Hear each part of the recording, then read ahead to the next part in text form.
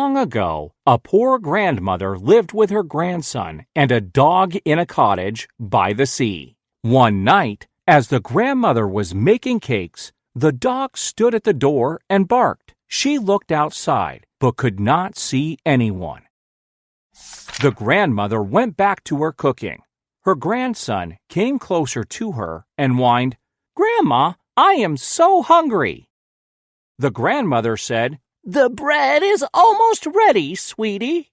Just then, the grandmother and her grandson felt the floor shaking fiercely. They opened the door and looked outside to see what was happening. This time, they saw a man with a shovel standing in front of them. He said, "I am very sorry. I have been digging to find something important. I didn't know that anyone lived here." When she saw the hole in her yard, the grandmother angrily said, "How could you dig up a hole in my yard? Fill the hole and leave."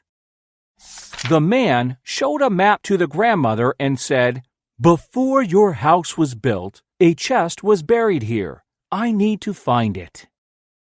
The man started digging deeper and deeper, which made the grandmother very upset. "How dare you continue to do this?" the grandmother said. "Look, I found it!" the man yelled as he pulled a chest out of the ground. When the man opened the chest, he saw a lot of gold inside. He said, "My father was a pirate. He buried this chest here many years ago." Hearing the word pirate, the grandmother and the grandson were frightened. The man continued, "Please, don't be afraid. I just wanted to find the treasure chest so I could share the gold with poor people."